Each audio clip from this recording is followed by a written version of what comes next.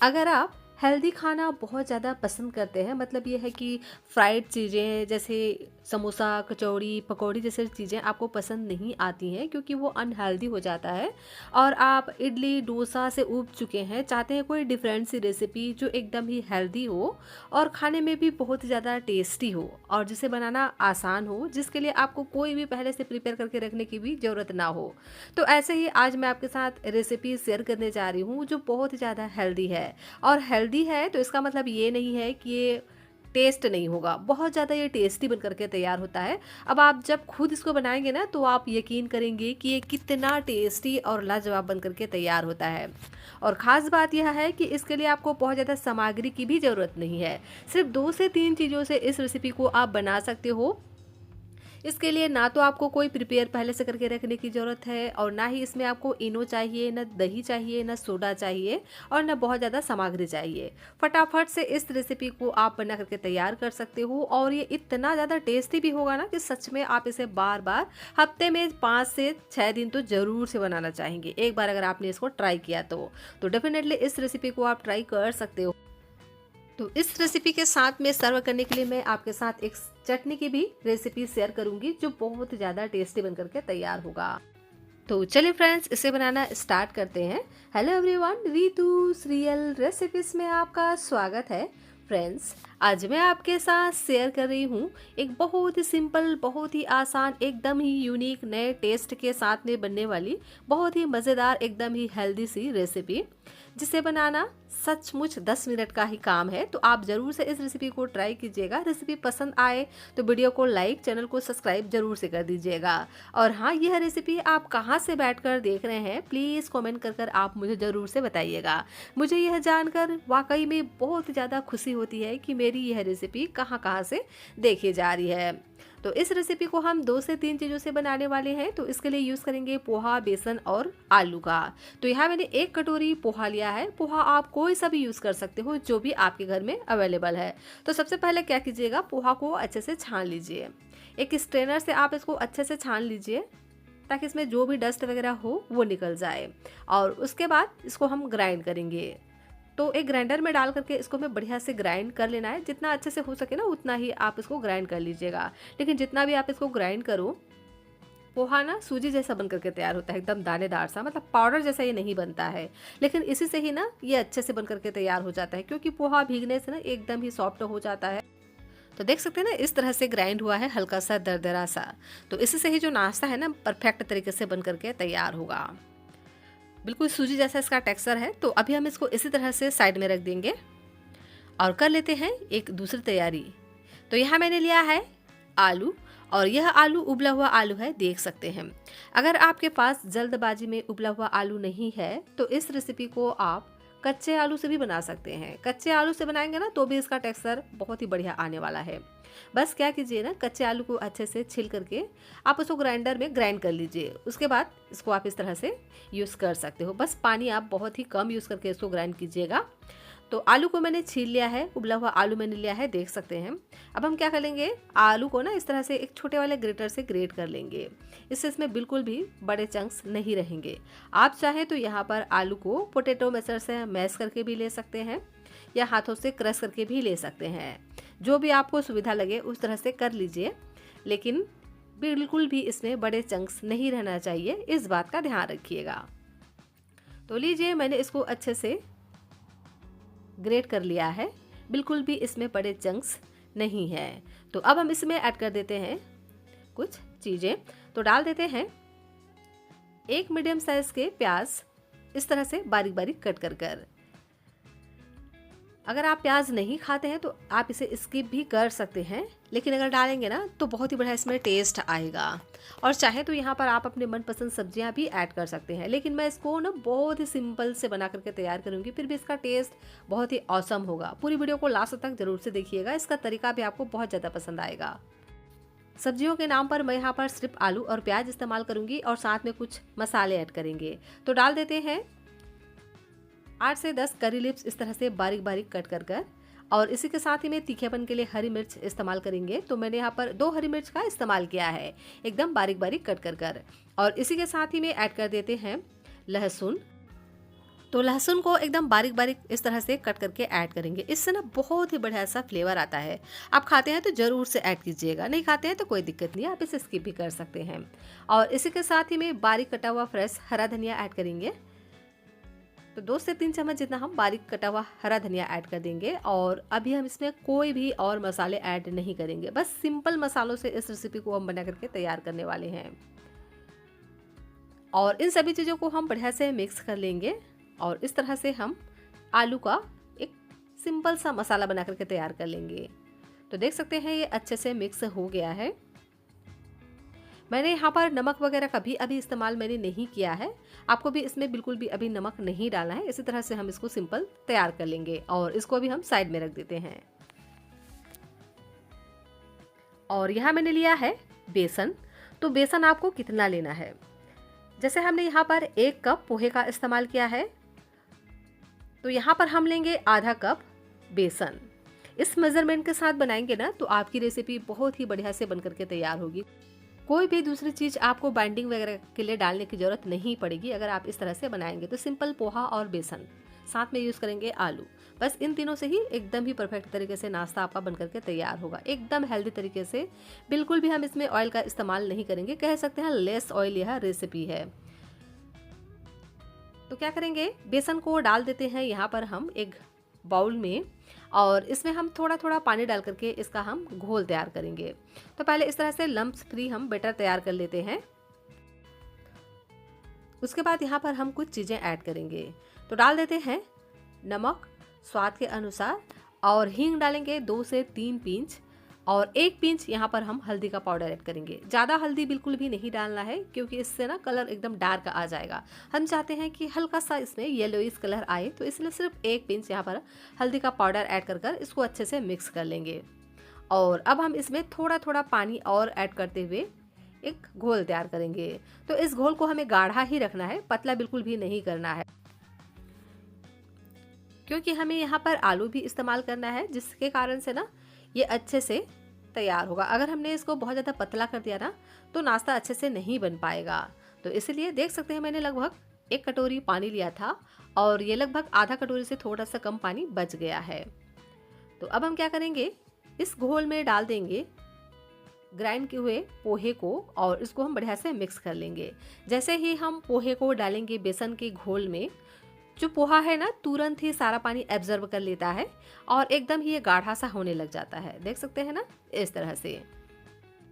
तो इसको हम 1 मिनट के लिए इसी तरह से मिक्स कर लेंगे और इसको कवर कर इसी तरह से साइड में छोड़ देते हैं 5 मिनट के लिए, ताकि पोहा ना अच्छे से सॉफ्ट पड़ जाए। तब तक हम इसके लिए एक बहुत ही स्पेशल सी चटनी बना करके तैयार कर लेंगे। तो यहाँ मैंने एक ग्राइंडर लिया है और इसमें हम आधे प्याज को इस तरह से कट करके ऐड कर देंगे और इसी के साथ ही में तीखेपन के लिए 3 हरी मिर्च ऐड करेंगे, 8 से 10 लहसुन की कलियां ऐड करेंगे और साथ में डाल देते हैं ताज़ा फ्रेश हरा धनिया, थोड़ा सा ऐड करना है। अब मैंने यहाँ पर लिया है 2 से 3 टमाटर, जिसको इस तरह से रफली मोटा मोटा ही मैंने कट कर लिया है। अब हम इसमें ऐड कर देते हैं स्वाद के अनुसार नमक और पानी वगैरह बिल्कुल भी डालने की ज़रूरत नहीं है, क्योंकि टमाटर में खुद का पानी होता है ना, तो बहुत ही आसानी से ये ग्राइंड हो जाएगा। तो इसे हम बढ़िया से ग्राइंड कर लेंगे और एकदम इस तरह से चिकना सा तैयार कर लेंगे। देखिए इस तरह से। अब यह चटनी इसी तरह से तैयार है, चाहे तो आप इसको इसी तरह से भी खा सकते हैं, लेकिन हम इसमें एक ट्विस्ट देने वाले हैं। तो इस चटनी को और भी ज़्यादा स्पेशल बनाने के लिए क्या करेंगे, इस पर लगाएंगे एक तड़का। तो मैंने लिया है एक कढ़ाई, आप तड़केपन पर भी इस चटनी को तैयार कर सकते हो। और अब हम इसमें डाल देंगे ऑयल। ऑयल को अच्छे से गर्म होने देना है। उसके बाद ही यहाँ पर हम डालेंगे सरसों, ताकि सरसों जल्दी से चटक जाए। उसके बाद यहाँ पर हम डालेंगे जीरा। तो आधा छोटा चम्मच हम यहाँ पर जीरा डाल करके इसको अच्छे से तड़कने देंगे। सरसों को पहले तड़कने दीजिएगा, उसके बाद यहाँ पर आप जीरा ऐड कीजिएगा, नहीं तो जीरा तुरंत ही जल जाते हैं। और उसके बाद यहाँ पर हम डाल देते हैं काश्मीरी लाल मिर्च का पाउडर, इससे ना कलर बहुत ही बढ़िया आएगा। और जो हमने टमाटर और हरी मिर्च को ग्राइंड करके रखा था ना, उसको इसमें ऐड कर देंगे और गैस की फ्लेम को मीडियम रखेंगे और मीडियम फ्लेम पे इसको इसी तरह से कंटिन्यू चलाते जाएंगे। और इसको हमें 2 मिनट के लिए पकाना है, जब तक ये हल्का सा गाढ़ा ना हो जाए। और देख सकते हैं 2 मिनट में ही अच्छे से ये गाढ़ा हो गया है और अच्छे से पक गया है। तो अगर आपको इसको 8 से 10 दिन तक स्टोर करना है फ्रिज में, तो आप इसको अच्छे से 4 से 5 मिनट तक पकाइए, जब तक कि ऑयल सेपरेट ना होने लगे। और अगर आपको इसको तुरंत ही इंजॉय करना है ना, तो आप इसको सिर्फ 2 मिनट पका करके भी इसी तरह से इंजॉय कर सकते हैं। इससे भी ना चटनी का जो टेस्ट है बहुत ही बढ़िया आता है। तो लीजिए, मुझे इसको स्टोर बिल्कुल भी नहीं करना है, क्योंकि मुझे इसको ना इसी नाश्ते के साथ सर्व करना है। तो मैंने इसको 2 मिनट पका लिया है और देख सकते हैं ये हल्का सा पतला ही है। तो इसी तरह से मुझे इसको तैयार करना है। तो इसको हम निकाल लेंगे एक बाउल में। एकदम ही चटपटा सा चटनी हमारा बनकर के तैयार हो गया है। अगर आप इस नाश्ते को इस चटनी के साथ खाएंगे ना, तो आपको इसका टेस्ट काफ़ी ज़्यादा पसंद आएगा। तो ज़रूर से एक बार इस तरह से ट्राई कीजिएगा। और इधर देख सकते हैं ये जो हमारा पोहा और बेसन है ना, ये भी अच्छे से फूल गया है और देख सकते हैं ना कितना ये गाढ़ा सा हो गया है। तो इसी तरह से आपको इसको तैयार करना है। ये बिल्कुल भी पतला नहीं होना चाहिए। ये जितना इस तरह से गाढ़ा होगा ना, उतना ही परफेक्ट आपका रेसिपी बन करके तैयार होगा। फ्रेंड्स, रेसिपी अगर आपको थोड़ी सी भी अच्छी लग रही हो तो प्लीज़ आपसे एक विनती है, रेसिपी को लाइक ज़रूर से कीजिएगा, चैनल को सब्सक्राइब भी कर दीजिएगा और अपने फ्रेंड्स और फैमिली के साथ शेयर भी ज़रूर से कीजिएगा। और हो सके तो कमेंट कर मुझे ज़रूर से बताइएगा कि यह रेसिपी आप कहाँ से बैठकर देख रहे हैं। सच में मुझे यह जानकर बहुत ज़्यादा खुशी होती है कि मेरी रेसिपी को लोग कहाँ कहाँ से देख रहे हैं। तो देख सकते हैं ना, पोहा और बेसन अच्छे से सेट हो गया है। जो पोहा है अच्छे से फूल चुका है। तो इसी तरह से हमें इसको तैयार करना है। अगर यहाँ पर यह जो डो है ना आपको थोड़ा सा पतला लगे, तो आप यहाँ पर थोड़ा सा पोहा को और ग्राइंड करके डालिए, लेकिन इसी तरह से आपको तैयार करना है। इस बात का ध्यान रखिएगा, क्योंकि यहाँ पर हम डालने वाले हैं आलू, जिसे हमने अभी मिक्स करके तैयार किया था। तो आलू में होता है मॉइस्चर, तो ये वैसे भी आपने परफेक्ट कंसिस्टेंसी में आ जाता है। अगर ये पतला रहेगा ना, तो आपका जो ये डो बनेगा ये भी लिक्विडी सा हो जाएगा, हल्का सा पतला हो जाएगा, जिससे ये अच्छे से नहीं बन पाएगा। तो सभी आलू का जो हमने मसाला बना करके तैयार किया था ना, उसको इसमें ऐड कर देते हैं और इसको हम अच्छे से मिक्स कर लेंगे। तो आप चाहें तो यहाँ पर और भी चीज़ें ऐड कर सकते हैं सब्जियों में, जैसे यहाँ पर आप पत्ता गोभी, फूल गोभी, या यहाँ पर आप शिमला मिर्च, गाजर वगैरह का भी इस्तेमाल कर सकते हैं, अगर आप चाहें, आपको ज़्यादा अगर उसको हेल्दी बनाना है तो। लेकिन इसको ना इसी तरह से अगर बनाएंगे सिर्फ आलू के साथ में, तो भी ये बहुत ज़्यादा टेस्टी बन करके तैयार होगा। और इसका टेस्ट आपको तो तभी पता चलेगा ना जब आप इसको एक बार ट्राई करेंगे। तो डेफिनेटली आप इसको ट्राई ज़रूर से कीजिएगा, आपको बहुत ज़्यादा पसंद आएगा। अब हम इसमें कुछ मसाले ऐड कर देते हैं। तो बहुत ही सिंपल से मसाले इसमें हम यूज़ करने वाले हैं। तो डाल देते हैं आधा छोटा चम्मच जीरा, थोड़ा सा ऐड करेंगे चिली फ्लेक्स, और इसी के साथ ही में डाल देते हैं चटपटा टेस्ट के लिए चाट मसाला, और इसी के साथ ही में वाइट वाला तिल का इस्तेमाल करेंगे। आप यहाँ पर ब्राउन तिल का भी इस्तेमाल कर सकते हो। तो नमक वगैरह हम इसमें अभी नहीं ऐड करेंगे, क्योंकि बेसन का जो घोल बनाते समय हमने डाला था ना, उसी से ही ये परफेक्ट तरीके से हो जाएगा। अगर आपको यहाँ पर ये हल्का सा नमक की कमी लगे, थोड़ा सा फीका लगे, तो आप यहाँ पर नमक ऐड कर सकते हो। और सभी चीज़ों को हम बढ़िया से मिक्स कर लेंगे और इस तरह से मसल कर, या तो चम्मच से या हाथ से, इस तरह से हम इसको चिकना कर लेंगे। तो अभी हम इस तरह से पहले चम्मच से ही मिक्स कर लेते हैं और अब हम इसमें एक तड़का लगाएंगे, जिससे इसका जो टेस्ट है ना और भी ज़्यादा बढ़ जाएगा और इसका जो लुक है ना और भी ज़्यादा बढ़िया आएगा। तो इसके लिए मैंने एक तड़के पैन पर अच्छे से पहले ऑयल को गर्म करने रख दिया था। तो यहाँ पर मैं थोड़े से ऑयल का इस्तेमाल कर रही हूँ। आप चाहें तो इस तड़के को स्किप भी कर सकते हैं, अगर आप बिल्कुल भी यहाँ पर ऑयल का इस्तेमाल नहीं करना चाहते हैं तो।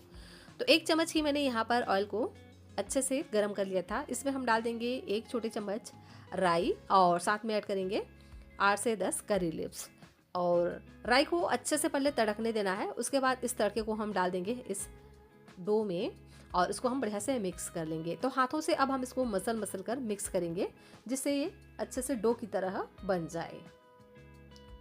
और देख सकते हैं इस तरह से मैंने इसका डो लगा करके तैयार कर लिया है। अब हम हाथों को एक बारी वॉश कर लेते हैं और लेंगे इस तरह का एक जाली वाला प्लेट। आपके पास इस तरह का अगर प्लेट नहीं है तो आप सिंपल से कोई थाली वगैरह में भी इसको इस तरह से स्टीम कर सकते हैं। क्योंकि इस रेसिपी को हम स्टीम करने वाले हैं, तो क्या करेंगे, इस तरह से ऑयल से हमें इसको ग्रीस कर लेना है, जिससे ये बहुत ही आसानी से निकल जाएंगे। तो यह तैयारी आप पहले ही कर लीजिए और चलिए चलते हैं इसको सेक देते हैं। तो इसको ना इस तरह से एक छोटा सा पोर्शन लेकर के दोनों हाथों से दबाते हुए इस तरह से चिकना सा हम बड़े की तरह बना करके तैयार कर लेंगे। देख सकते हैं बहुत ही आसानी से हो जाता है। आप इसे बॉल की तरह भी बना सकते हैं, इस तरह से टिक्की की तरह बना सकते हैं या ट्रायंगल बना सकते हैं, जैसा आपको पसंद हो उस तरह से आप इसको बना लीजिए। तो बहुत ही सिंपल, बहुत ही आसान, बहुत ही छोटी सी ये रेसिपी है जो एकदम इंस्टेंट तरीके से बनकर के तैयार हो जाती है। अगर आप इडली ढोकला के शौकीन हैं तो यह रेसिपी आपको उससे भी ज़्यादा पसंद आएगी अगर आप इसे इस तरह से बनाएंगे तो। और जब भी हम इडली या ढोकला बनाते हैं ना तो उसके लिए हमको कम से कम एक दिन पहले प्रिपेयर करके रखना पड़ता है, तब कहीं जा करके इडली ढोकला हमारा बनकर के तैयार होता है। लेकिन पोहा और बेसन से बनाएंगे ना तो एकदम इंस्टेंट तरीके से बन जाता है। अगर आप इडली खाने के शौकीन हैं और आप भूल गए हैं चावल भिगाना, तो आप इस तरह से पोहे से बना करके तैयार कीजिए। बहुत ही सिंपल और आसान है इसको बनाना और झटपट तरीके से बन जाता है। तो सभी को हम इस तरह से हाथों से दबाते हुए टिक्की की तरह बना करके रखते जाएंगे इस तरह से ऑयल लगी हुए प्लेट में। और लीजिए सभी को ही मैंने इस तरह से बना करके तैयार कर लिया है। तो चलिए अब हम इसको स्टीम कर लेते हैं। तो इसे स्टीम करने के लिए मैंने एक स्टीमर पर पहले ही 2 ग्लास पानी को गर्म करने रख दिया था। अब हम इस प्लेट को अंदर डाल करके ढक करके इसको पकने देंगे 8 से 10 मिनट के लिए।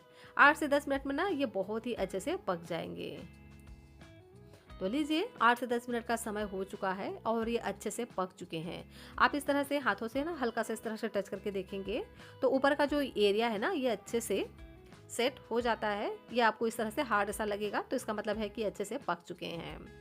तो इसको हम निकाल लेंगे और निकाल करके इसको हमें ठंडा कर लेना है। तो देख सकते हैं ना ठंडा होने के बाद ये बहुत ही आसानी से निकल जाते हैं और एकदम ही ये स्पॉन्जी सा बन करके तैयार हो जाता है। तो क्योंकि इसमें हमने बेसन ऐड किया है ना तो इसका टेस्ट वाकई में बहुत ज़्यादा बढ़िया होता है। तो एक बार तो आप इस रेसिपी को ज़रूर से ट्राई कीजिएगा। तो सभी नाश्ते को हम इस तरह से निकाल करके सर्व कर लेते हैं। तो देख सकते हैं नाश्ता हमारा एकदम ही स्पॉन्जी सा बन करके तैयार हुआ है। इस तरह से हाथों में ले करके देखेंगे ना तो आपको पता चलेगा कि ये कितना अच्छे से स्पॉन्जी बन करके तैयार हुआ है और एकदम ये हेल्दी है। आप चाहें तो इसको इसी तरह से सर्व कर सकते हैं अगर आपको बहुत ज़्यादा हेल्दी खाना पसंद है तो, या आप चाहें तो इसको हल्का सा तवे पर सेक करके भी खा सकते हैं या आप इसको ना फ्राई कर भी खा सकते हैं। लेकिन ये इसी तरह से हेल्दी खाएंगे ना तो भी इसका टेस्ट आपको सच में बहुत ज़्यादा पसंद आएगा। तो आप ज़रूर से इस रेसिपी को ट्राई कीजिएगा। आपके घर के बच्चे बड़े सभी को ही बहुत ज़्यादा पसंद आएगा। यह एक ऐसी रेसिपी है जिसका दांत भी नहीं है ना, जो बड़े बुजुर्ग होते हैं उनको भी बहुत ज़्यादा पसंद आएगा। वो भी बहुत ही चाव के साथ इसको खा लेंगे। इतना ये सॉफ्ट बन करके तैयार होता है। और अगर आपको इसको क्रिस्पी खाना हो तो आप क्या कीजिए, थोड़ा सा इसको ना ऑयल गरम कर फ्राई भी कर सकते हैं, तो भी यह रेसिपी बहुत ही ज़्यादा टेस्टी और मज़े का बन करके तैयार होगा। तो फ्रेंड्स, रेसिपी अगर आपको थोड़ी सी भी अच्छी लगी हो तो प्लीज़ आप वीडियो को लाइक, चैनल को सब्सक्राइब जरूर से कर लीजिएगा। और हाँ, यह रेसिपी आप कहाँ से बैठकर देख रहे हैं प्लीज़ कमेंट सेक्शन में आप मुझे कमेंट कर भी जरूर से बताइएगा। इसे आप इस चटनी के साथ गर्मा गर्म सर्व कीजिए। सच में आपको मज़ा ही आ जाएगा अगर आपने इस रेसिपी को इस तरह से ट्राई किया तो।